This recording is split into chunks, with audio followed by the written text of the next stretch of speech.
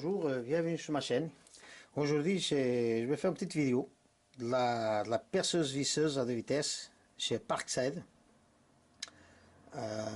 Bon, moi j'avais des visseuses 12 volts, hein, que les batteries étaient mortes et que j'ai mis, j'ai démonté la batterie, j'ai mis un fil d'arrière avec de la pince, la plus et le moins, hein, à brancher sur une fonte de 12 volts. Hein.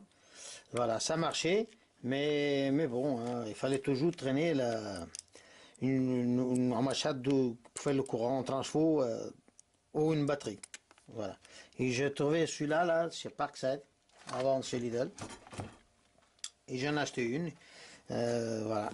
C'est une perceuse visseuse de vitesse. Hein. C'est puissance 300 watts. Voilà, après. La capacité de mandrat de serrage maxi 10 mm. Voilà. Après, elle est livrée avec bon, la notice. Hein, et un seul embout. En boulon. Voilà.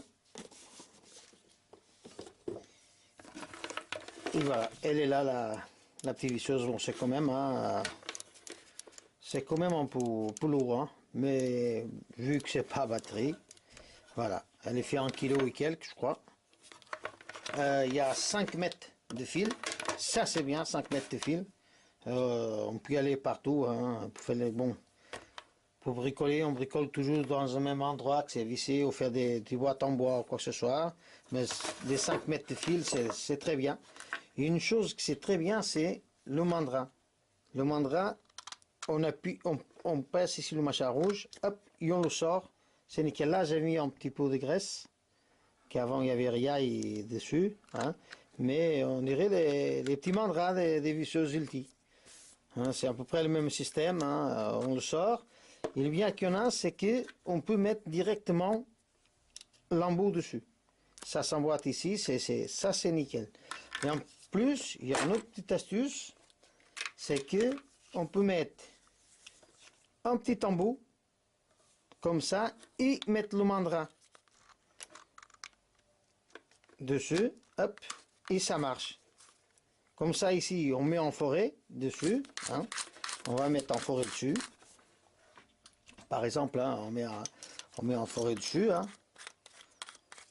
Voilà, on met en forêt, on perce quelque chose et ça évite de dévisser tout, sortir le forêt pour mettre l'embout dans le mandrin.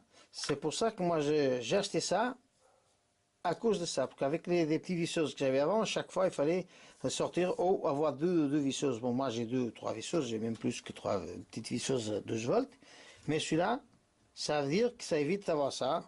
Hop, on enlève, il y en a toujours le petit embout qui s'est déjà fixé dessus. Ça c'est très pratique, hein.